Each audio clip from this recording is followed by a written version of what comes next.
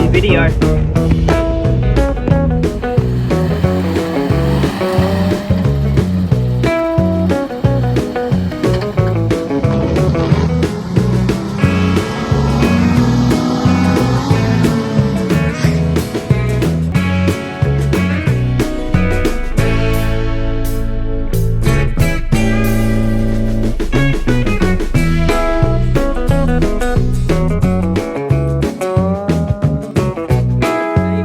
Everyone, today I'm going to be doing a video on how I go about detailing my four-wheel drive after a camping trip along the beach.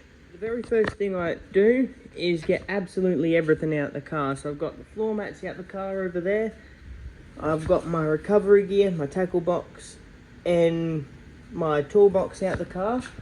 So all that's in here is a fridge slide and the fridge and just all those other bits and pieces that are in the spots where the dirt and stuff doesn't get. Before we go any further, this Dune four-wheel drive fridge slide with pull-out table, if you're thinking of getting one, don't. All of these bolts will rattle loose, and then you tighten them up, they'll just keep rattling loose again. So, yeah, it's a bit shit. That's everything is out the car, like off the floor and seats and everything.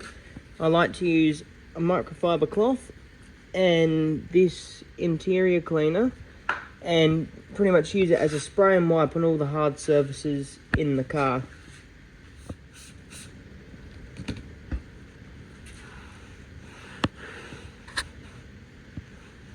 Always making sure you get all the dirt and dust off.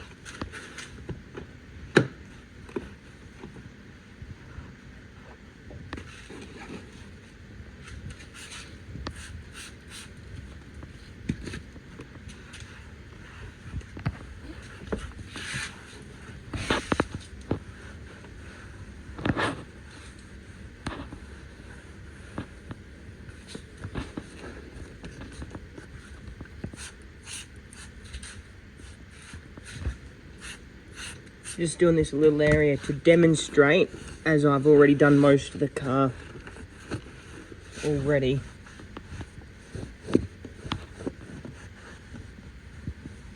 That's pretty much all you need to do, is just use it as a spray and wipe and get most of the stuff off. I admit I do go to the extreme when detailing the cars. I always like to give the engine bay a quick dust off as well.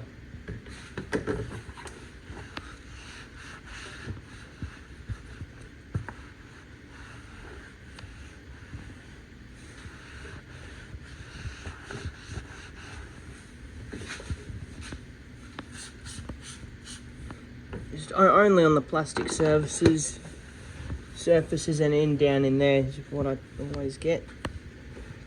So this hose is a bit of a prick to get, so I just get it as best as I can, just a bit of a light dust off.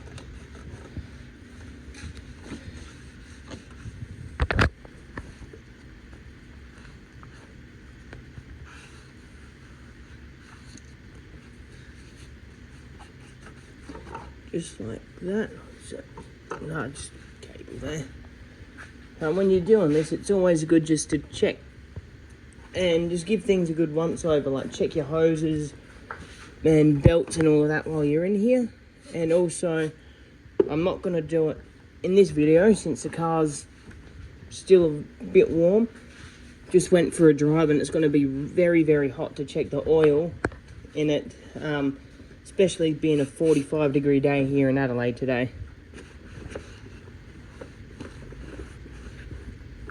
That is the engine bay all dusted off. Time to move around to the boot, give that all a good dust off. It's just a matter of getting all the plastic panels. The inside of the windows tend to be alright, not too dusty.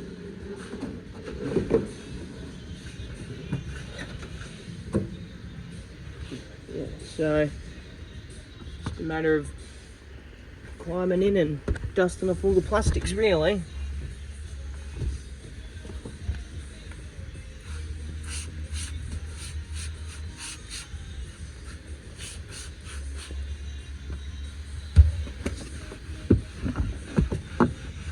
Just like that.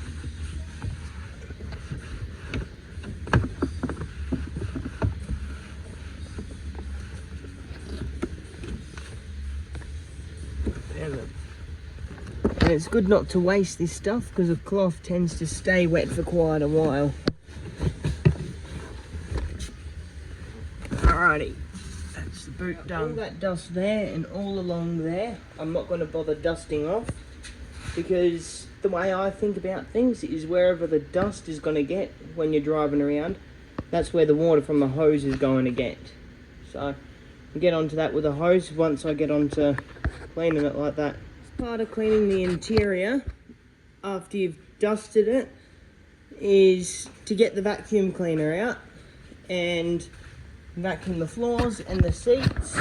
I'm going to go all over the seats because they've got a bit of a brown layer of dust all over them, because I like driving with the windows down all the time.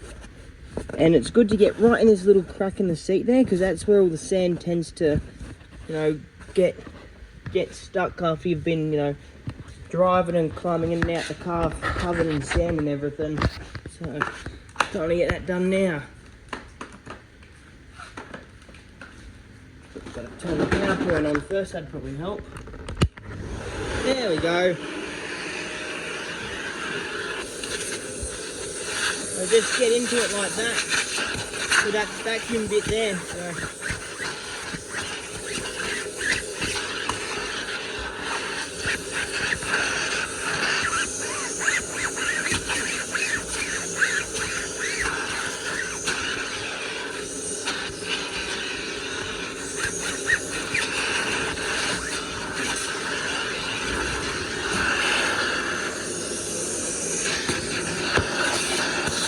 So just get as, I like to be particular and try my best to get everything. It's a bit tricky recording with a phone in the hand, so I'll get it as best as I can and then just come back and fix it up later off camera.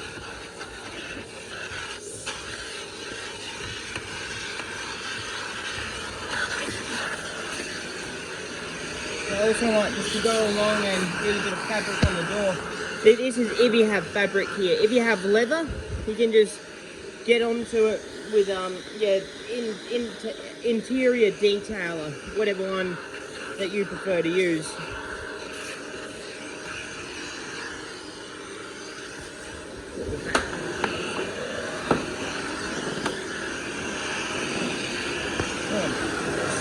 There we go. Not sure if you can see on the camera all that brown on the seat. All this dust and sand that's on the seat, that's why I have these canvas seat covers.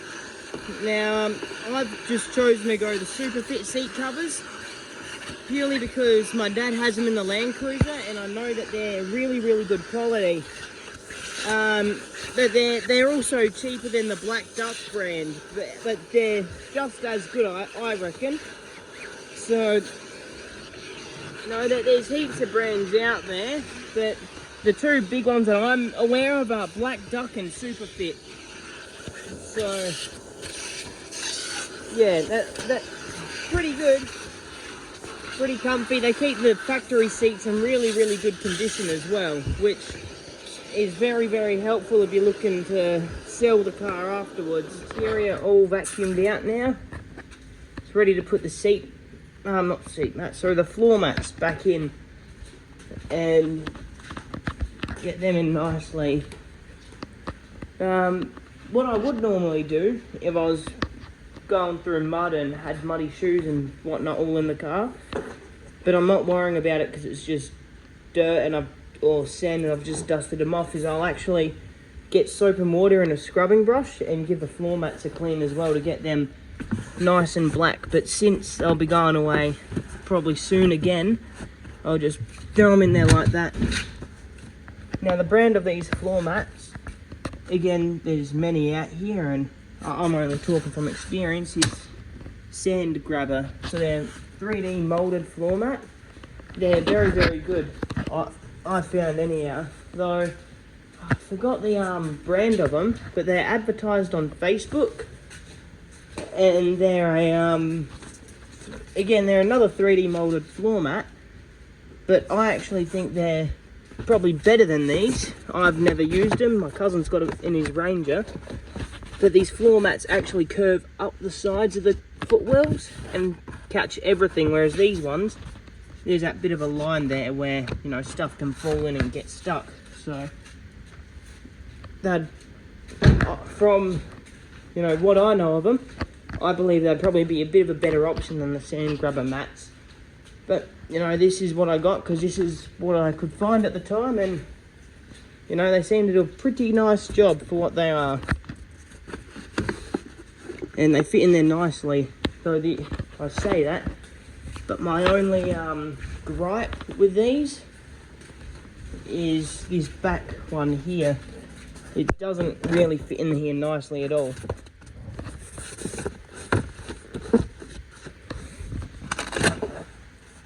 Now, as you can see, it's slotting in here nicely, but this bit here is not molded in there correctly because those notches there don't really line up with those plastic bits. But you know, that's the biggest problem I've got. They're doing pretty well. Drive on the beach, all the sand and salt water, you may not think about it, but it flicks up everywhere and it gets inside in those holes there. It can actually get into your chassis frame rails, which if you don't rinse it out, that's where rust and all that starts. So the best thing you can do for that is get your hose, put it in there and turn it on, and all of that dirty brown water will all just flush out. And when it's clean, you just move it along to the next one. And when again it's coming out clean, yeah, just keep moving around. When you're under here, just give everything a really, really good rinse off. Because cleaning the underneath of your car is probably just as, if not more important, than cleaning the outside of the car. This is a very messy job, but no, it's got to be done if you want your car to last. And it's a fair bit more bearable, you know, lying on the ground covered in water and sand and mud and everything on a 40-degree day, 45-degree day as well. So I'm taking advantage of the weather while I can.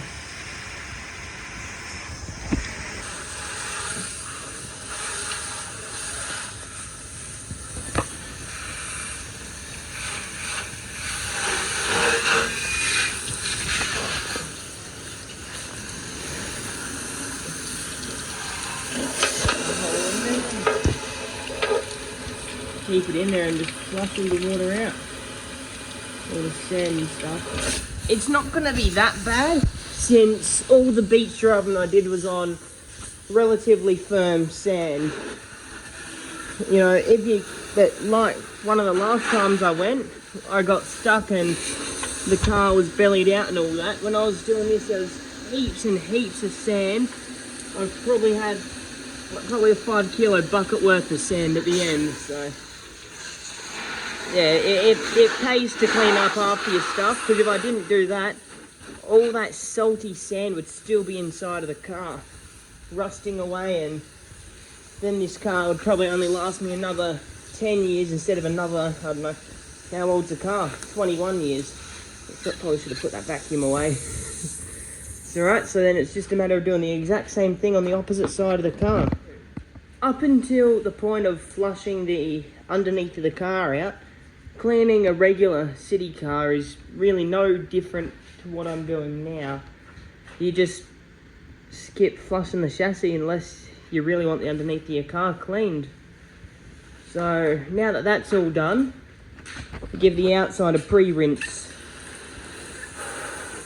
So just get as much of the dust and stuff off. And what I usually always do is flip these up, so that way you can clean the windscreen as best as you can. All of that filthy water and all that through there, all of that come out the underneath of the car. So that's why it pays to clean it every single time.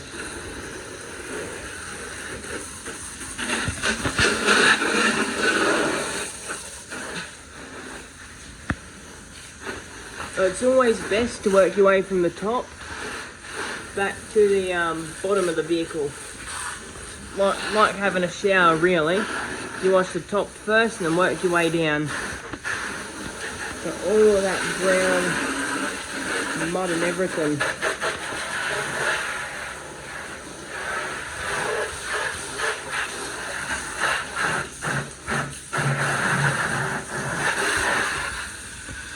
I like to get in behind here because, you know, as you get to know the car, you'll learn where dust and mud and everything likes to sit. For me, it's in through here.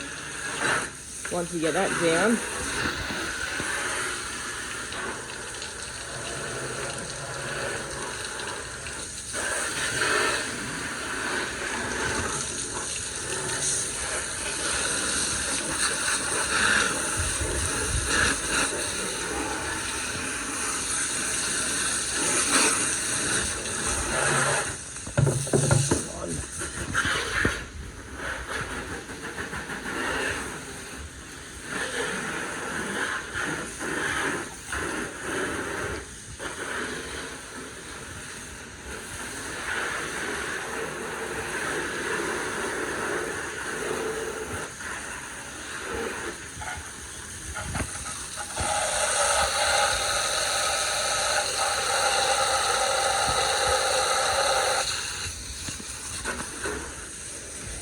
you can be chasing around the car for days on end getting all this stuff clean.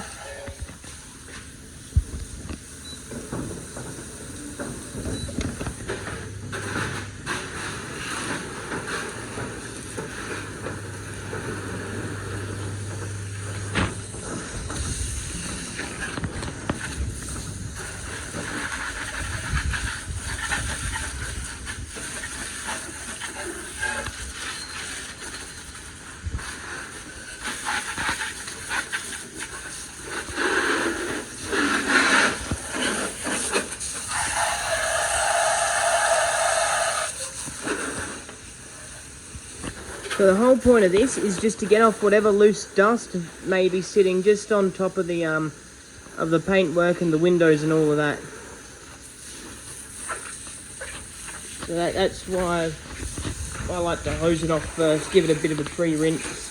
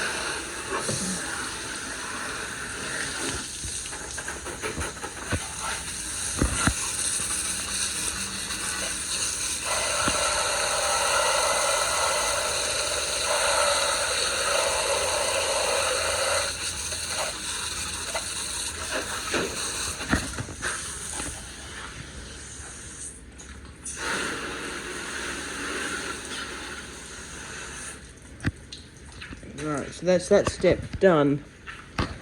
The next step is going to be what I would call the most fun one.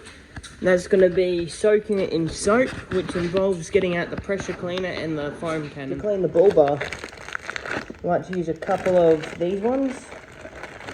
I only do this because it's an aluminium bar, and this helps to shine it up a little bit. Now, it does leave a heap of little scratches, but that doesn't worry me because it looks a damn sight better than what it did beforehand.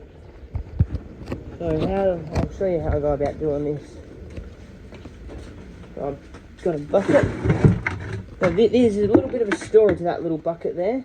So it was the last term of year 12, which was last year in 2025. It was the last term of school, and this little bucket was just sitting on top of the locker areas, you know, sitting on top of the lockers in the locker area, and it was there for, I don't know, the entire term. And every time I saw it, I said to my friends, if that bucket is still there at the end of the year, school year, when we graduate, I'm stealing it and taking it away on the first camping trip with us, and it's coming home with me. So that's exactly what I did. I stole the bucket from school that no one claimed. And I know it's a bloody good bucket. So, grab a steel scour and let's get a start.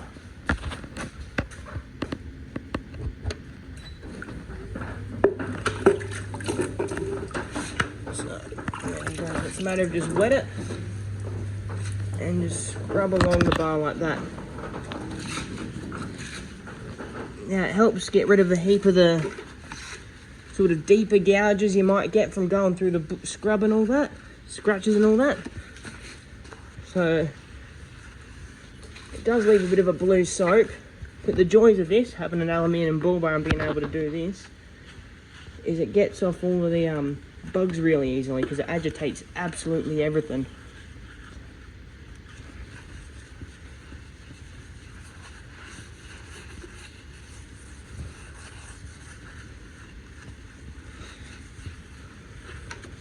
So I like to use the first scouring scrub, just to get everything off.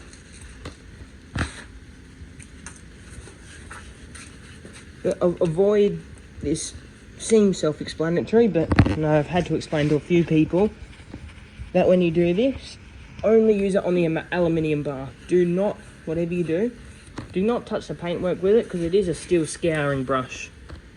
So it will strip paintwork off, which, unless you fancy paying for a respray or you like having your car look like absolute dog shit, don't do it. Don't even think about it.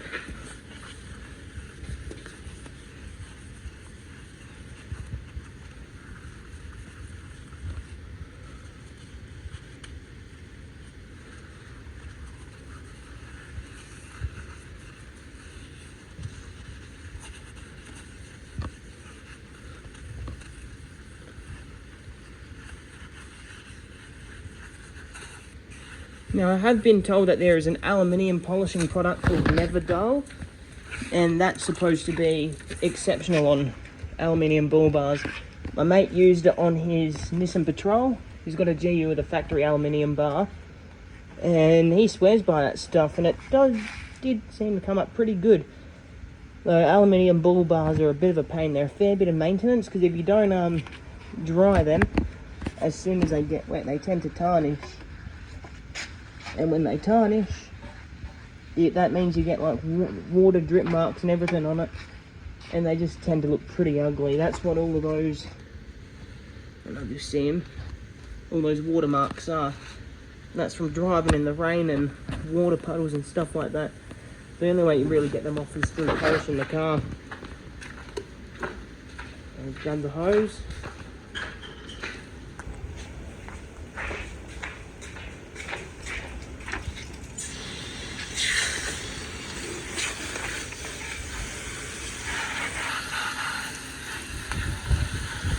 And right away you can see all the bugs are starting to come off. That's again that bit of tarnishing there, which is a bit of a pain, but you know, it is what it is. So I can't get too upset if this is the first car I have, so I think it's pretty neat. So it's just a matter of repeating that process again with a clean brush. Now that the bull bar is done, it's time to go over it with a foam cannon here, the pressure washer. Now the detergent I use is this CT18. It's a heavy duty truck wash, and it does exceptionally well, especially on the dirty four-wheel drives. So here we go.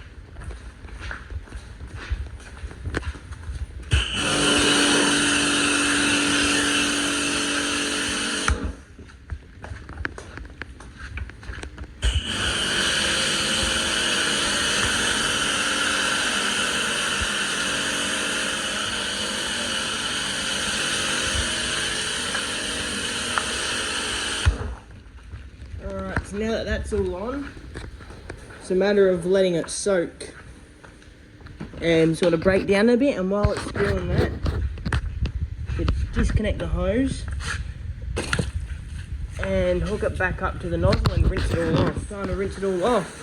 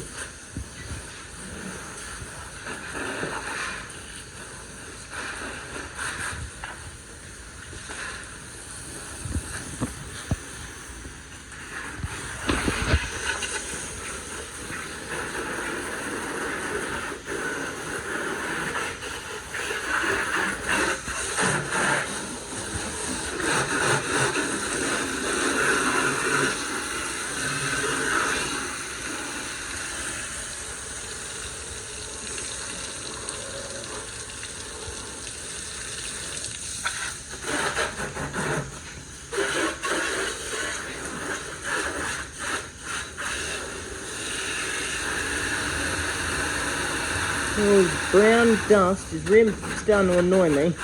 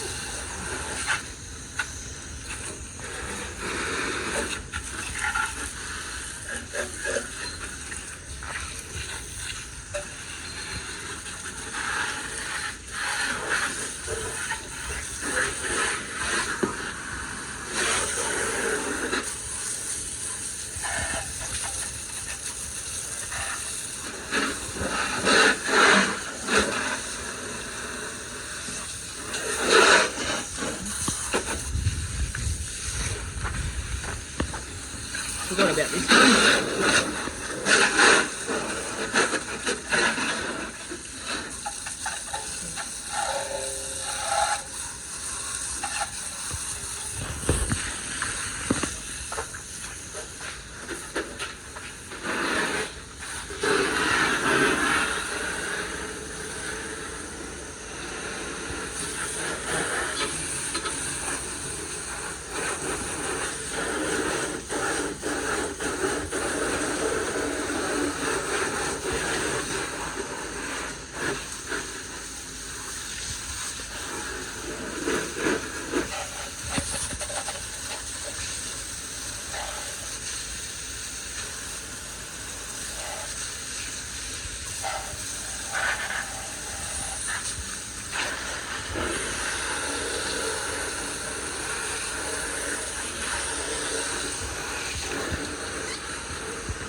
Now it may look clean, but there's still bits of bugs and mud and dirt and sand still on it. So that's when you go over it again with a pressure washer and work panel by panel, sponging it down. People tend to ignore the roofs of their cars just because you don't see it. They think, oh, it doesn't need to be cleaned. But it needs to be cleaned just as much as the rest of your car does. So all that's involved with sponging it down is just you want to gently agitate it all, so that way all the bits that are stuck on it just loosen up and they'll come off when you rinse the car off next. And while you have your boards off of the car, depending on how dirty they are and what you've been doing, it's always a good idea to give them a bit of a rinse off. Because otherwise all that sand and stuff that's still stuck on your tracks, will just drop back down on the roof and, get everywhere and make it all filthy.